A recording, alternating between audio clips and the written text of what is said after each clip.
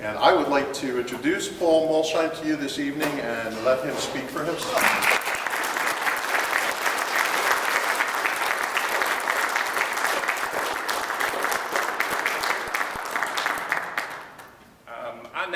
The last time I was talking with Frank, we were writing about that 30-day. I wrote a piece about the 30-day permit limit, and it was pretty fascinating.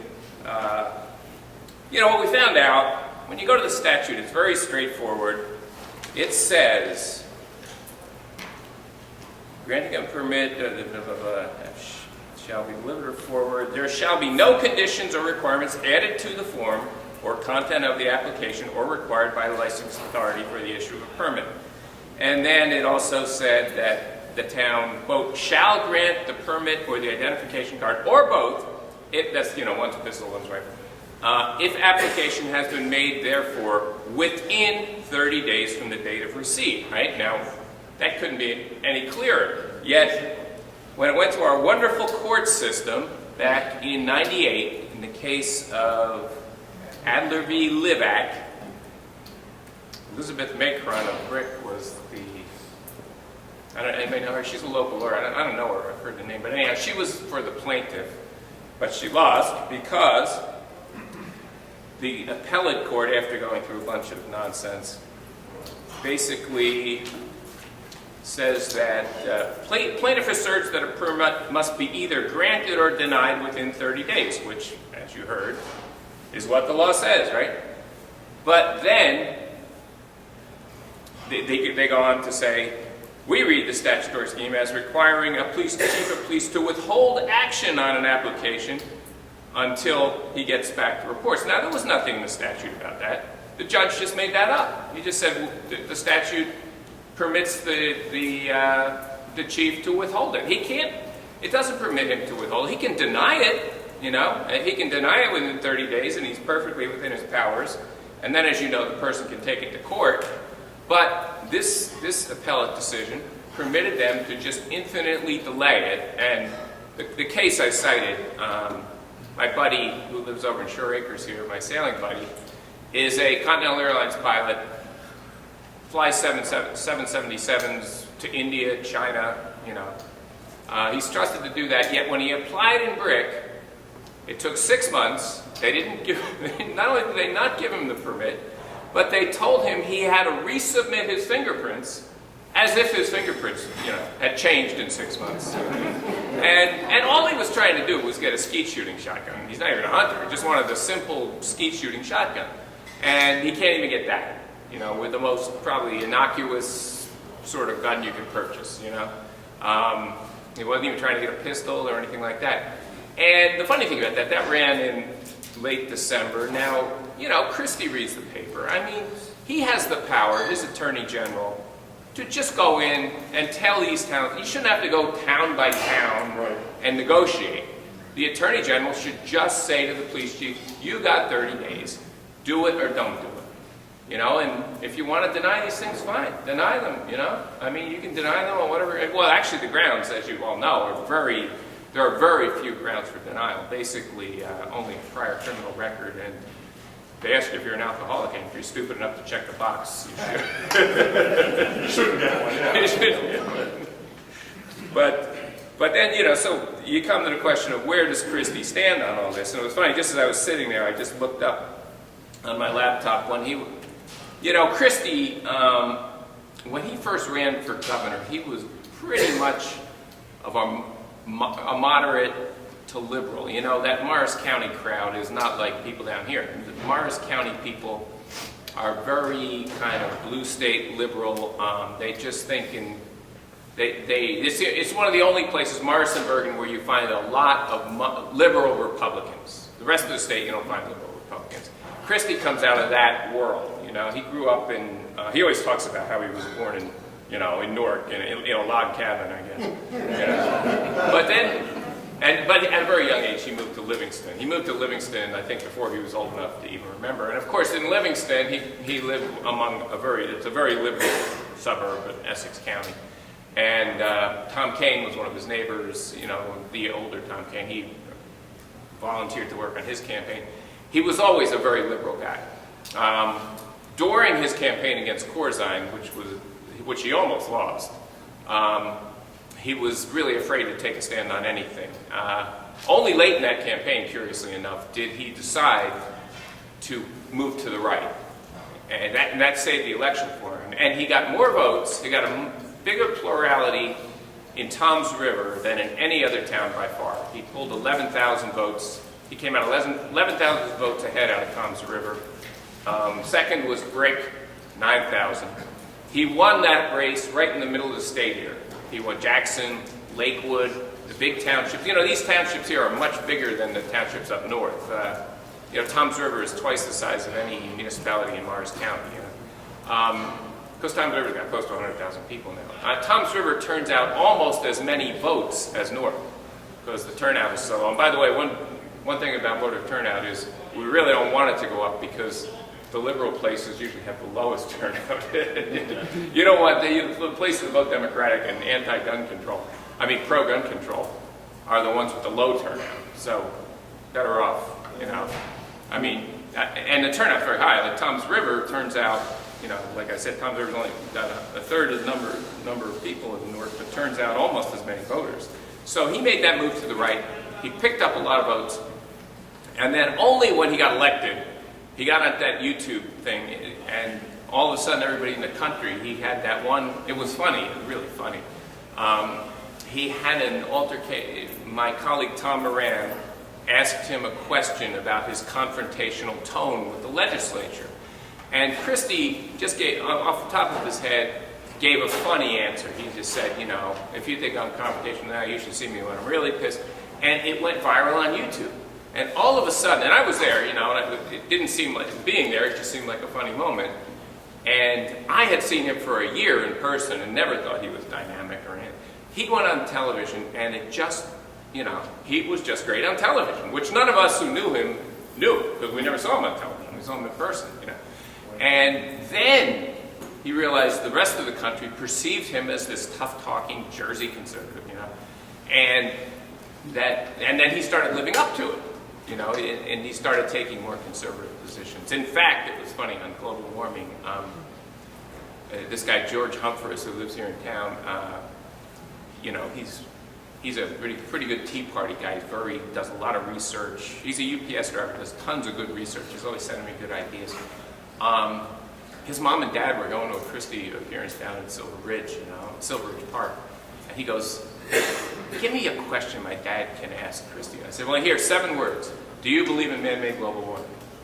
Just that. So his father did it, you know, just the exact. And all of a sudden, Christie said no, which prior to that he'd been saying yes, but, you know, he started to get this national profile, and then boom, and that was like a national story, you know. But now here's a Hannity thing from before he really had his conversion, you know.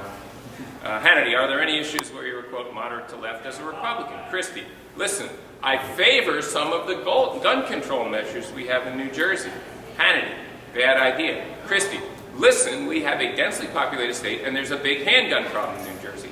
Now, I don't support all the things that the governor, Corzine, supports by a long stretch, but I think on guns, certain gun control issues, looking at it from a law enforcement perspective, seeing how many police officers were killed, we have an illegal gun problem in New Jersey. Now, notice he was asked about legal guns, and he answers about illegal guns. And then Hannity says, should every citizen of the state be allowed to get a licensed weapon if they want one? Christie, in New Jersey, that's not going to happen, Sean. And, okay, well, you know, Hannity, why? Christie, listen, the Democratic legislature we have, there's no way those types of things listen. At the end of the day, what I support are common sense laws that will allow people to protect themselves without they're very concerned about safety, blah, blah, blah. Well, he doesn't need the Democratic legislature to do anything, as we were just talking about. Thank you. Right? Everybody who is not a felon, essentially, is already allowed to, you know, and this is a guy who, number one, is a lawyer, so he should know the law.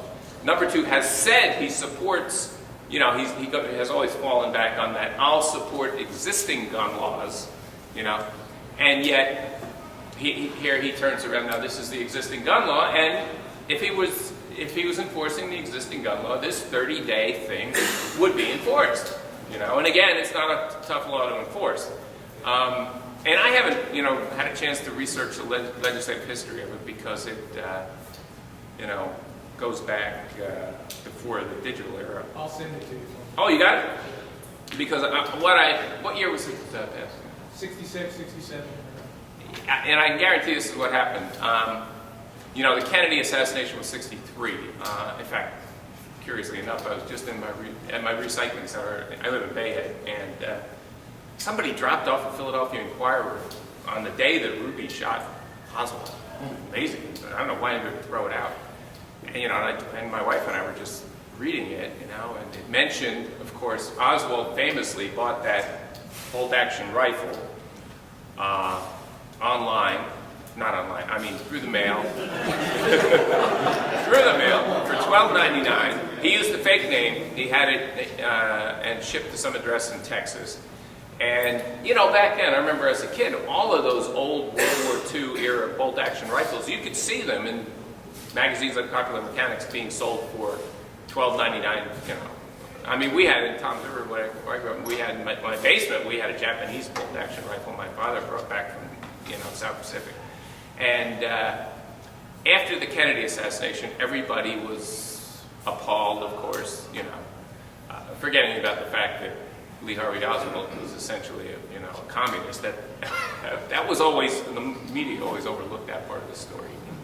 But, and they started passing gun control laws. Now, I'll guarantee you that what happened was they said, okay, we want a gun registration law in the New Jersey legislature. And I'm sure the conservatives, people from the rural areas said, well, okay, we'll compromise on the law, we can have the law, but you got to put a 30-day limit in, right? And I'm sure that's what happened.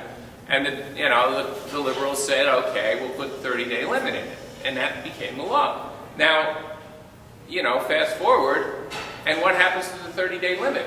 It never should have gone on in the law in the first place if they weren't going to enforce it. But that's just a typical problem we have, with this.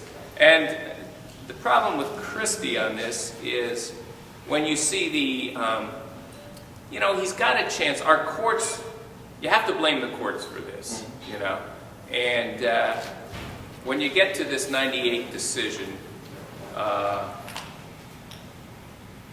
they go on to say,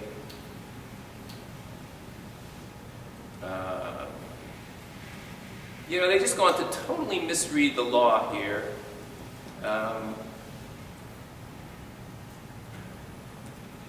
When we see that there's the duty to obtain fingerprint reports from the SBI and the FBI. Okay, well, the FBI, as everybody knows, does instant background checks.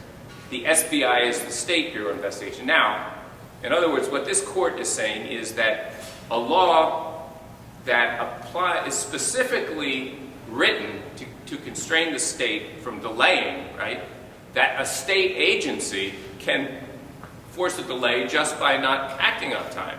You got a law telling the state you've got to issue the permits, and then the judges say, well, if the state is too slow in coming up with the fingerprints, the law is built to constrain the state exactly from doing that. And yet the judge ruled the exact opposite, And the problem with this is, we have this ultra-liberal Supreme Court, and it's the worst, the most liberal Supreme Court in the country, I think. And Christie was he kept saying, he's hinged everything on how he was going to change it.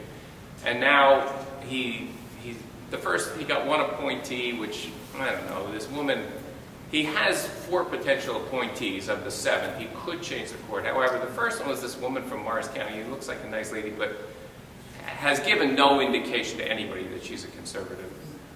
Cares about things like gun rights, Now he had 2 more. He named he named this guy, and this was really weird. He named 2 at once. One was the openly gay African-American mayor of Chatham Township.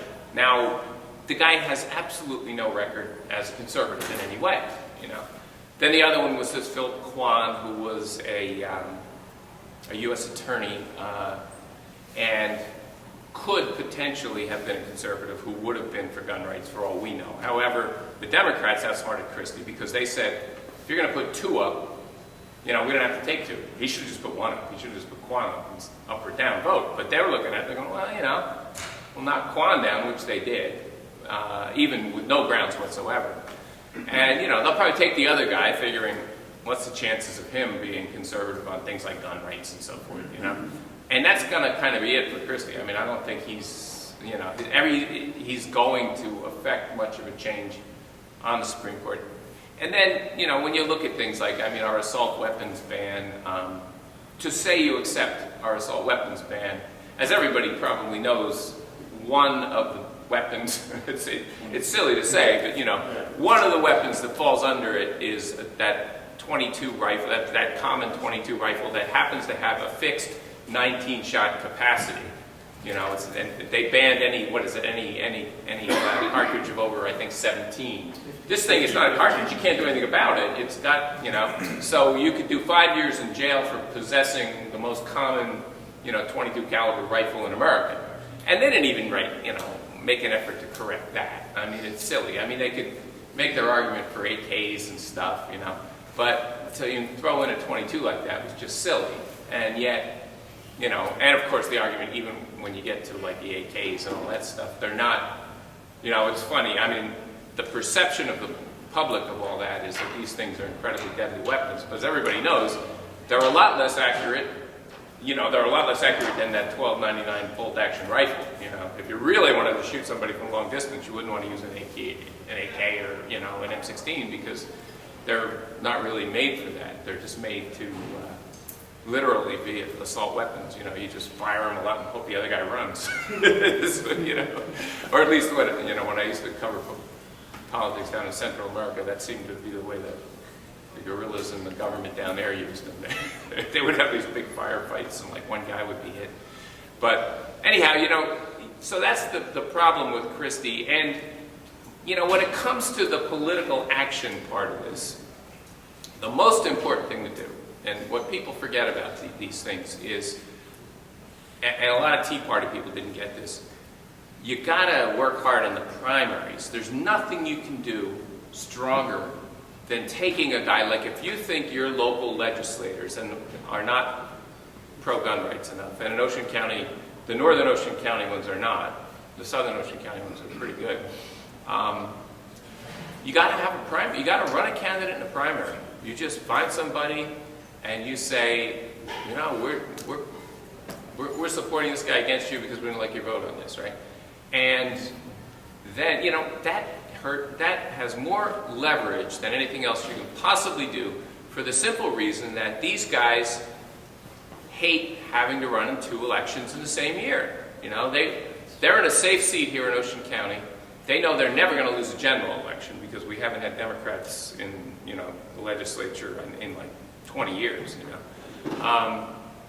So they don't want to have to fight a contested election. They don't want to run one election that ends in June because the primaries are coming up. This first week in June we'll have primary. They don't want to run that election and then have to re-gear up and run another election in November. They hate that more than anything. So if you can just, target a guy, it's very efficient. You take somebody and you say, we're going to run a primary against you. Now, you're mostly not going to beat, very unlikely to beat the guy. But that's all right, because he just doesn't want to run the race at all. And there are people, the famous case in New Jersey was in 1978. We had a liberal Republican senator by the name, the last Republican senator we ever had, Clifford Case, very liberal Republican. This guy, Jeff Bell, who's one of the early, conservative activists, ran against him in a primary. Case never even bothered to come back from Washington to campaign. Bell beat him. And that's how Bill Bradley became a senator. But you can win those things because it's low turnout and all that. So these guys are just petrified of primaries. So really, that's where you get your message out. You pick this guy and, you say, we're going to primary you, if you don't vote right on this stuff. And really, Christie, now Christie, I think is angling for a position in the, in the Romney's administration, assuming Romney wins. But if he's around next year, this is where you get leverage on the guy. You Find someone will run against him in the primary. Maybe Steve Lonigan, the Pagoda mayor, who's a real hardcore conservative. He might run against him. And, then you just say, hey, we're sorry. In fact, gun people should start on this already. They should start, threatening him on this because, he really, I don't think he's going to run again. He's the most ambitious guy on the planet. When he was elected in the 90s, 95, he was elected a Morris County freeholder. It was his first election. He took the oath of office on January 4th of 95. By January 20th, he said he had accomplished all he was going to accomplish and declared for the assembly. He actually did that. He didn't win the assembly primary. Oh, by the way, in that race, the reason he didn't win was he famously attacked his opponent for not supporting the assault weapons ban. That was Christie's first, his first statewide issue was hinging his whole campaign against the incumbent in 95 because the incumbent opposed the assault weapons ban. So that's Christie's actual beginning in politics. So that's a funny little fact that if he does end up nationally, you'll hear that a lot. That's it. And he was just going with the wind on that. But anyhow, yeah, I'd like to take some questions. Is there any history in New Jersey on assault weapon usage? Oh, I don't think that, with all these assault weapon bans, there was never any real threat. You didn't see them used in crimes that, even a tiny minority of crimes. They were just not, they were just... Too hard to conceal. Right. Yeah, they're too hard to conceal, and what would you use it for if you were a criminal? It wouldn't make any sense. It would be, I guess you could, every once in a while, somebody could go crazy and shoot up you do get, periodically, these people go crazy and start shooting, but even they don't, in states, they don't even tend to use assault weapons. The normal crazy person. With Mulshine, one of the first things he did, we have a magazine capacity for handgun. In New Jersey, it's 15. If you have a magazine that can hold more, but is blocked, right? So if it was made for 20, it would block it so it only holds 15. Because of Mulshine, that was considered illegal here.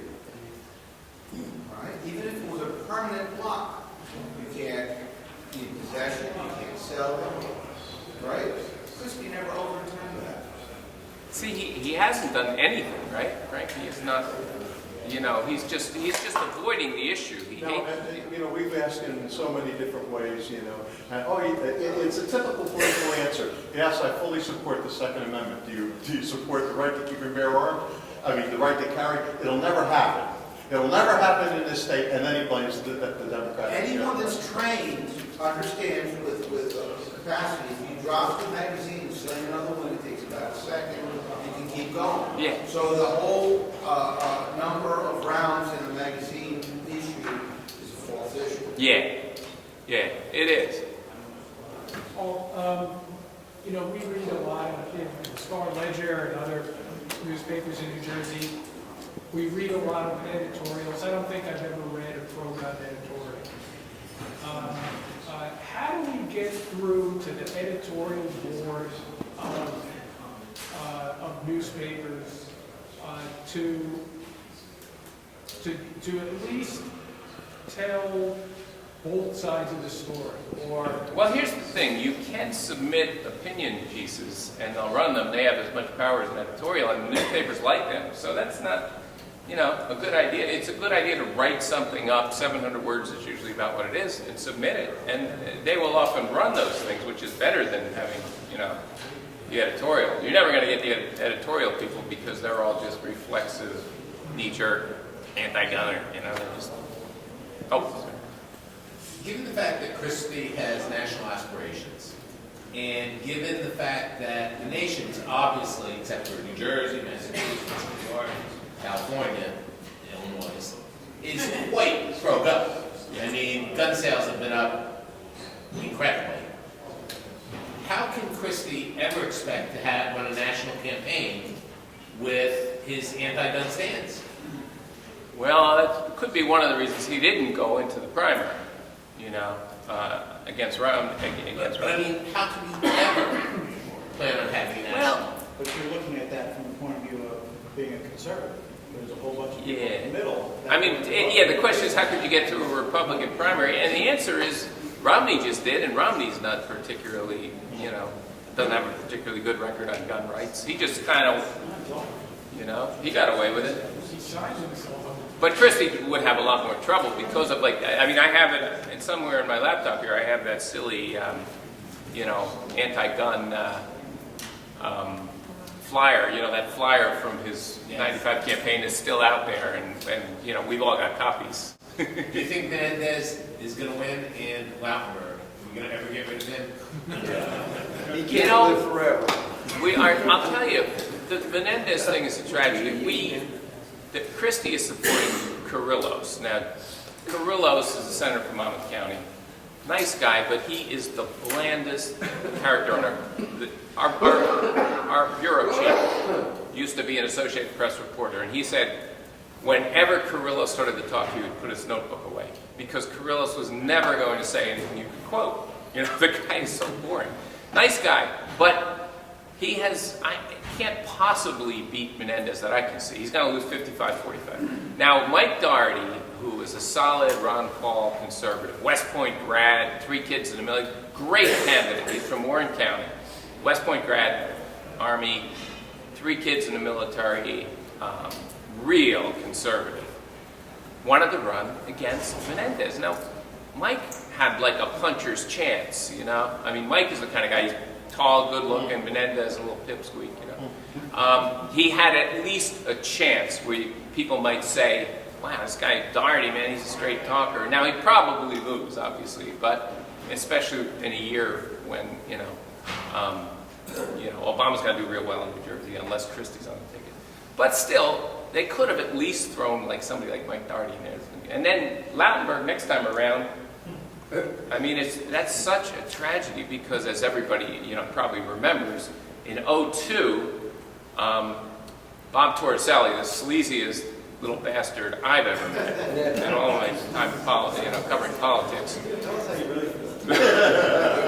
The most repulsive little, but that guy, Dougie Forrester, who was the Republican, who had the thing wrapped up, late in September of that year, the video came out of Torricelli entering the 7-Eleven with a mobster and the guy who was a witness to him running out the back, right?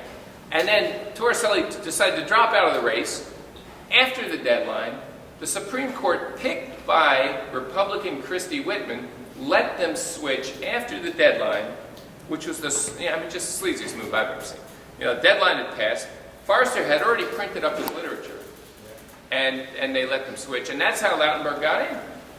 And I don't know how they're ever going to get Lautenberg out because the Republican Party does not, in this state, is not very, good. The Christie victory was kind of a fluke. You saw, last year, the Republicans didn't pick up a single seat.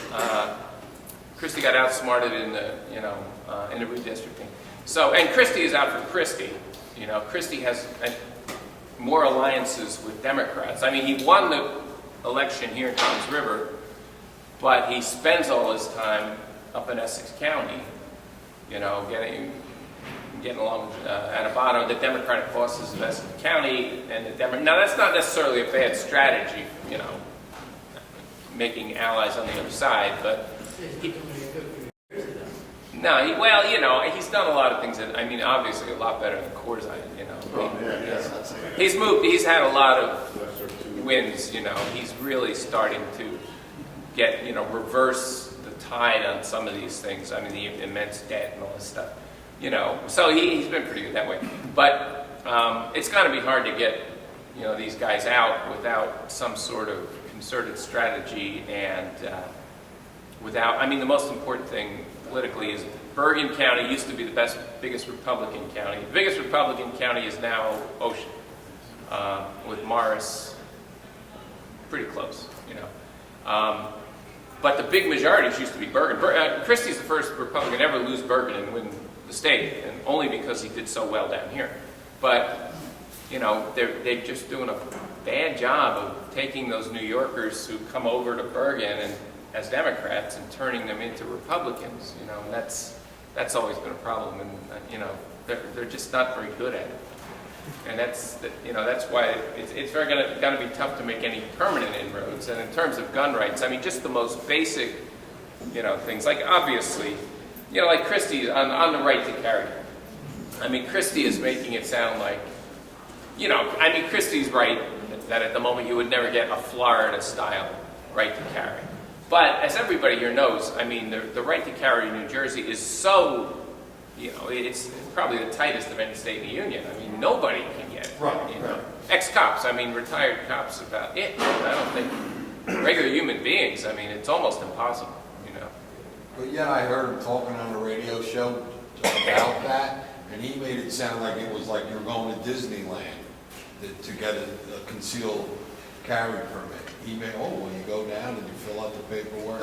He really made it sound, I wish I would have recorded it. Really? And he made it sound like, and it's probably out there somewhere, but somebody can search for it. Yeah. He made it sound like you were going to Disneyland, and you give him your ticket, you go through the turnstile, and here's your permit. That's exactly how he sounds. Yeah. I couldn't believe myself. I know, and as you know, it's like the judges just don't want to give them out. They're just, you know, and they had that case, what was it? Oh, you know, the other thing was the legislature wanted to let probation agents carry because they're often in some fairly tough situations, right? And are, you know, officers of the law. I mean, if you can't trust them to carry. And the judiciary, I think the legislature voted yes, and the judges just canceled it. They just said, well, the probation officers are in our jurisdiction. Now, again, you know, if I was the governor, if I was the legislature, I'd just tell the judges, forget it. We don't care what you think. We're giving these guys guns. Tough luck. But they don't think that. You know, the Second Amendment is always under attack by local, state, and federal politicians. Rewrite government laws about this stuff. Our biggest threat right now is the UN. We have a situation where we have a Secretary of State, we have a President, we have a Attorney General that doesn't like guns at all. Right. We have, this election doesn't go the way I'd like to see it go. We could have, in the next 4 years, a treaty signed with the UN, ratified by the U.S. Senate, controlled by Harry Reid, and then we lose our gun rights completely, and we lose our Second Amendment. Very possible. Oh, yeah, it's a possibility. Yeah. Because There's a variety of scenarios on different ways for the ATT to become in effect without the Senate. Yeah. There's some interesting legal discussions on how that could apply to us without the Senate even ratifying. Yeah, fortunately, the state, you know, at the moment, state governments are still fairly strong in America, so it's hard, you know, it's hard for the feds to, I mean, the funny thing is the funniest issue has been medicinal marijuana because, you know, it's funny, it's like a liberal cause, but then they're making a states' rights argument for it, you know, so it's funny because, and then Obama, who had promised to let up on it, actually cracked down on the Oakland, California medicinal marijuana thing the other day. He had a big raid and so forth. So it's interesting because, I mean, that's one of the best issues because there you're seeing the states' rights argument being made by the liberals. So, you know, it's kind of an alliance. I mean, you sort of have an alliance there with a certain liberal group because you say, hey, states' rights, I mean, states' rights are states' rights. And unfortunately, that one went to the Supreme Court and went the wrong way. Against the states' rights side. That could have been a very important decision if it had gone for states' rights. But the states' rights and gun laws are, you know, are pretty strong at the moment, which is good. Yeah, Harry Reid is pro-gun himself. He is? He's very pro-gun. Yeah, he is. He's Oh. a Democrat from the left, Oh. which is different. Like Democrats in South Jersey are not the same as Democrats in North Jersey. Harry Reid's got a top rating from the NRA. Oh, that's interesting. There's a lot of political background to this now. But the state's power, the Patriot Act made a joke out of the Fourth Amendment. Oh, yeah. So Yeah. the states can have all the power they want, but the federal government's going to ram everything down everybody's throat. Right. Yeah, And that's the, you know, the feds. Whether they have ratification or not. Yeah, I know, it's true. You know, I mean, it's important for the, I think the Republican, I think Romney's going to win because I think, not on these issues, I think he's going to win on energy because the Democrats got caught in that whole, you know, the whole global warming thing that looked like a real nice fad back when the economy was going real hot. But now that we have a crummy economy, you can't be in favor of high energy prices. Crummy economy. Wait till Obama opens the pipeline to Canada in September or so. Okay, just as a last-ditch effort. And he's going to have so many flip-flops. Well, it's too late for that one. In fact, today I think the Democrats just voted it down again. A real tactical error on their part, I thought, because, you know, the objection to the pipeline from Canada is entirely from the global warming people. Yeah. And What about squirrels? And you can't say we're not going to have oil. You know, we need oil from somewhere. I mean, it's, you know, better from Canada than, obviously, you know, that's just a common sense argument. Better to get it from Canada than from Saudi Arabia, you know. Yeah, but why run it all the way down to the Gulf Coast when they could take it to the Midwest? There are a lot of refineries in the Midwest. The good refineries are in the Gulf, for whatever reason. Because they want to export it. No, it's not because they want to export it. We're huge importers. There's not much, we don't have much of an export market for refined gas. We still are barely, only a tiny. The Gulf, there's a pipeline that runs. The Colonial Pipeline runs from Houston to Woodbridge. It goes to the Gulf, gets refined, comes to Woodbridge. Lots of it. That's where they got to get. I mean, we are extremely reliant now on the Colonial Pipeline, which, you know, thanks to the two refineries just shut down in Philadelphia. You know, so. But yeah, when it gets to the Gulf, it comes up here. Only tiny amounts get exported. And where it gets exported is often Mexico and Canada, where it comes from. Mexico sends it to us, we refine it, we send it back to Mexico. So it's a profit, you know, maker for us. Mr. Mulshine, in light of Judge or appointee Kwan's being rejected, it appears as though the other nominee, who I like to call Krispy Kreme, is going to get approved by the Democrats. I was wondering, without letting anything out of the bag that you might have as a journalist, tell us your read on this guy's Second Amendment opinion, not only the opinion he would probably be against the Second Amendment if he is confirmed, which at this point, unfortunately, looks no.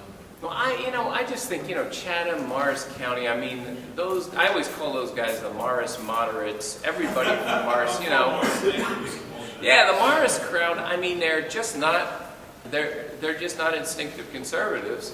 And, I just think it would be a miracle if the guy was a Second Amendment guy, I think Christie likes him on the school reform stuff. Because Christie's big on the charter schools and all that, because his buddy Steve Adubato, the Democratic boss, runs charter schools. And not that charter schools are good. I mean, I like charter schools. But that's the issue, I think, on which he wants Harris in there. And Harris would probably be good on school funding decisions, conservative on school funding decisions, but obviously liberal on everything else. So it's hard to see. And then the next guy, Christie, comes. I don't know what he's going to come up with next, because if they knock down Kwan, who's he going to, that's going to be fun to see. But he's being he was really outsmarted on that, and that's the most crucial thing he had to do. And his first nominee, Ann Patterson, also, you look at that, okay, nice woman from Morris County, but what are the chances of her being second round? By the way, if his nominees had gone through, every single Supreme Court justice would have been from north of the Raritan River. Now that is weird. They're talking about all sorts of other balance, male, female, Democratic, Republican, minority, majority. But, 7 justices from north of the Raritan River, where everybody is anti-gun rights, right? I mean, that's a little weird. It was a little weird to me that he didn't have at least one, I mean, obviously, it seems to me it would look to like Ocean County and find, a nominee from here. There's some pretty good judges here. You could, move up. Ocean, you get further down. But, I mean, that was a little strange. And he really got outmaneuvered on that. He got outmaneuvered on the redistricting last year. Two big things that will really outlive him, he got outmaneuvered on. And, that's not good on the gun rights front. And I mean, so, you know, like I was saying, but you just have to keep pressure up, you know, primaries, this kind of thing, you know? And that's, you know, that's basically where you have to keep pressuring, you know. I mean, actually, the funny thing about it is now the Democrats, you know, Steve Sweeney, the Senate president, he's a fairly conservative guy. He's not, you know, he's an iron worker for a living. So, you know, it's funny, but in many ways, he's more of an instinctive conservative than Christie, because he's a South Jersey iron worker, and those guys are not liberals, you know. He's got his union connections, but even then, the iron workers union actually earns their money. They're not like, you know, the rest of the unions. I mean, building those buildings is not easy, you know. In fact, once I did a story for Philadelphia Magazine, went up on one with the iron workers, and it scared the hell out of me. You know, it's like, I wouldn't do that. Looking over there, you're like, oh, man, I'm glad I don't have that job, you know. But, so actually those guys, you know, that South Jersey machine is actually fairly good on gun stuff. So actually there's a coalition that could be built there where you can get, you know, every Republican should be pro-gun rights. They should be afraid of being primaried if they're not. And, you know, if you got a couple Democrats, you'd have something, you know. That would be interesting to see. But you need some leadership in that kind of Follow-up to what you just mentioned, what's your take on Sweeney running for governor next year, or is that a far long shot? You had written about him. I think if Christie's out, Sweeney's in. And, you know, he'd be pretty strong. Now, it's a good field, you know. Cory Booker's got to go somewhere. Cory Booker can't be mayor in Newark forever. He might jump in. And he's just saving people from burning buildings and stuff. So he's looking good. So on the Democratic side, you'd probably, that would be a good north-south fight in the Democratic side. You know, Adebato versus Norcross, the two-party bosses. You know, that would be good. But anyhow, I guess I'd probably talked long enough, so. One more question, because you mentioned if Christie's out, Sweeney is in. But, you know, Christie got elected in large part because gun owners said anyone but Corzine. Christie only won by about 80,000 votes. Right. And there's 1 million gun owners in New Jersey. You got to think at least 100,000 of them voted, you know, and voted that way just simply for that reason. But if Sweeney runs against Christie, Sweeney gets the My vote. Oh, that's interesting. Maybe that's an article. Because we would love to see Christie do something pro-gun just so Sweeney doesn't get the gun vote. That's an interesting point. I hadn't thought of that. Wow. Has Sweeney been publicly good on gun issues? Yeah. Yes.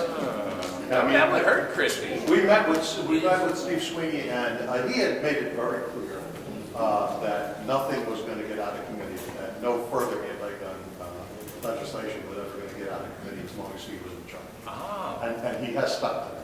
See, that's, you know, that's good. And those South Jersey Democrats, Jeff Van Drew. Jeff Van Drew, we actually had the first bipartisan dialogue on the right to keep bear arms. We had Mike Dougherty and Jeff Van Drew down in Winslow, and it was really good. It was I know. Good exchange. Because those South Jersey guys like Jeff Van Drew, he's always been very, I mean, you know, how he first got in, and this shows you how idiotic all the Republicans are. He first got in because Greevy they were going to take the tolls off. They were going to build a couple parkway exits at the end, parkway exits at the bottom of the parkway in Cape May County. The stupid Republicans down there wanted to put tolls on the exits because they had jobs with the Parkway Authority.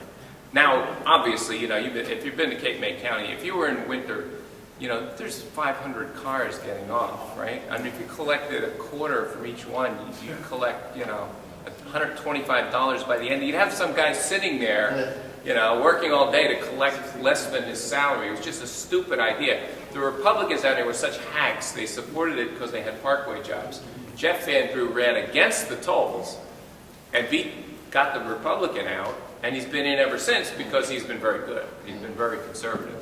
And yeah, it's funny, but that's an interesting aspect because if Sweeney, that's true, if Sweeney did run against Christie and he got the gun votes, Christie would be in deep trouble. Exactly.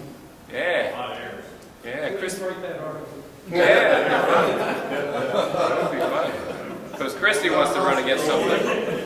That's true. And now, you know, Sweeney was better on public employee pension reform earlier. I mean, when Sweeney came in 07, he actually put out a whole program of cutting back on public employee pensions, and he actually referred to longevity pay as breathing bonuses, which just drove the public employees crazy. He was very tough on that. And they brought out that giant inflatable rat they had to symbolize Sweeney. So, that could be that'd be an interesting angle. What's your opinion on the other Senate candidates that are in the race?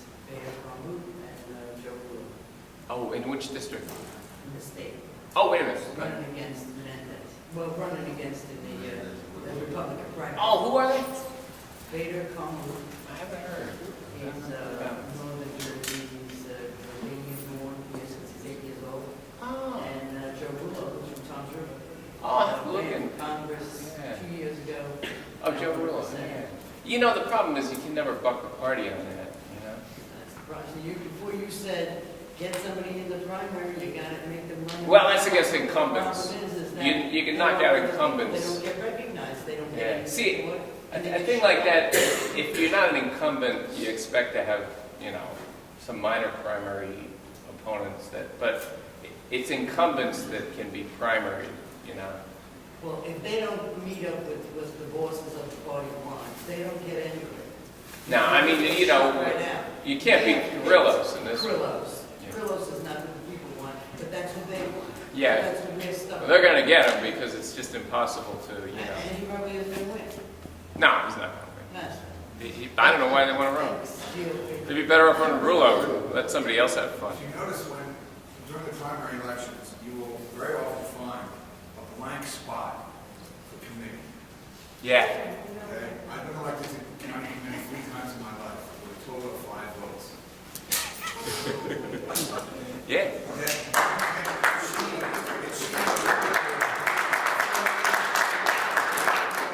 Good people get into the party structure. Yeah, I know. It's a good thing to do. Nobody votes for this. I know. It's a good position to have. It's important. You get to vote on endorsements and everything. And when they have to come up with somebody at the last minute, they're the people who decide. What town did you do it in? Washington Township, Gloucester County, and Lakewood. Yeah, that's interesting. I know you can. South Jersey. Yeah, you can do it. It's a little tougher in a place like Tom's River where you have a fairly active Republican Party and they kind of covet the spots. But if you're in, it's funny, like in Bayhead where I live, Mike Murphy, the guy who ran for governor against McGreevey in the 97 primary, he was renting in Bayhead and he went to vote and there was nobody there, so he wrote his name in and he became, the county committee for the Democratic county committee, but he was on there, with his own write-in vote. You can do that. It's kind of funny. And then you're actually, sometimes you have actual, like in Morris, they had a big fight over Hank Lyon, the Comrade Nordstrom. yeah, against Comrade Nordstrom. against Comrade Nordstrom, and she only won that vote by She 7. lost 6 votes. Yeah, but then she won the committee vote by like 7. He almost beat her. She won the committee convention vote by 5. Yeah, by 5. That's how important those things are. If you had one vote, you can actually, it means a lot. That's a smart thing to do. You can get a little leverage that way. And but yeah. So anyhow, that's you gotta just look at those things. And I mean, who knows? The Sweeney thing, the threat of a Sweeney thing might get Christie off the dime. I mean, something like this 30-day rule. He should have just done instantly. I mean, that's just crazy. 30 days, the additional forms, the transportation laws, a lot of those things. Yeah, I'm gonna see. I'm going over tomorrow. He's having a press conference. I might ask him why he doesn't do that. That'll be funny. Especially since they can do a mixed check, which is basically a background. While you wait. He hates it because I always ask him stuff like that. When I show at the press conferences, I always ask him. You guys, most of the reporters are asking him left-wing stuff, and then I come at him from the right, and he's like, "Oh man, I've just been getting all this left-wing stuff." Has he ever seen this question? Oh God! Well, it was funny because the first time I saw him, it was late January of '09. His second big appearance was in Tom's River, and he gave a speech. He's going like, "And I will get rid of COA, the Affordable Housing Agency bureaucracy that everybody hates." And he gets a big round of applause. And then he put it in his speech: "When I'm elected in January of '10, COA will go." Well, January came and went, and there was still a COA. So, in February, I said, hey, you promised you were going to get rid of COA in January. No, I never said that. Oh. And I go, I got it on tape. And he did. He did later abolish it, and then the court put it back in, But he did at least get rid of it, And it's still a huge problem, That's a totally unrelated. It's the stupidest agency. They have the Council on Affordable Housing. Toms River has the highest quota in the state for building these affordable housing units. They want Toms River to build 1,500 units, which you build 4 on a 4 market rate for every one. That would mean Toms River would be adding, 7,500 units, which is already, it's already 3 high schools. I mean, how many more high schools can you build, right? 7,500 more units, you'd have to build another whole high school, which is crazy. 3 high schools is plenty for, that. And it's one of those nutty court decisions. And years ago, this is how crazy this day was. Years ago, when I lived in Guilford Park, I had a house that I sold for $60,000 in 1998. And the guy who bought it was like a 3-bedroom bungalow, had a mortgage with taxes under $600 a month. What could be more affordable, And I called the idiots up in the state, and like, you say Toms River needs affordable housing. Well, in my old neighborhood, Guilford Park, you can buy a house for $60,000. I go, what's wrong with you guys? They go, oh no, you don't understand. It's this formula, and it's only houses that were built since 1980, and it's like, but there's actual tons of affordable housing in Toms River. The problem in Toms River is not affordable housing. The problem is you got to commute to North Jersey. What do you know about the Assembly bill that's being presented for the state to buy up foreclosed homes and turn them over low-income housing? Have you heard of that? Oh, I think that... That's in every neighborhood in the state. Yeah, what were they going to do? Are they going to sell They're going to buy up foreclosed homes and turn them over to low-income housing. Are they going to sell them or rent them? Are they going to sell them or rent them? I don't know. I haven't seen the bill itself. I mean, if they were selling them, it wouldn't be that bad. No, they're not selling them, they're gonna use them. They would rent them? Rentals, I think. Yeah, see, that's just a disaster. I'll have to look at that. Yeah, that would, It's terrible. that would be another... You got everybody's property value. Yeah. You have a foreclosure next door to get the state to come in and put somebody in there that's low and moderate income. Yeah, that's just another, they just come up with these things. I mean, Corzine was going to build, Corzine's promise, get this, he was going to build 115,000 units of affordable housing, he promised, right? Now imagine, he came in office in 06, imagine if he actually succeeded in building 115,000 units right at the time we had a housing bubble burst, I mean, it was just crazy. And now the problem is, politicians are crazy because on the one hand, all you hear is housing prices are too low, people are underwater on the mortgages. On the other hand, we need to build more cheap housing, and you're like... And what's amazing about it, I comes under the New Jersey State Strategic Plan. Oh, yeah. Which was on the Agenda 21 from the UN. Yeah, that's another, oh God, that state plan is crazy, Well, I think at this point, we should thank our speaker.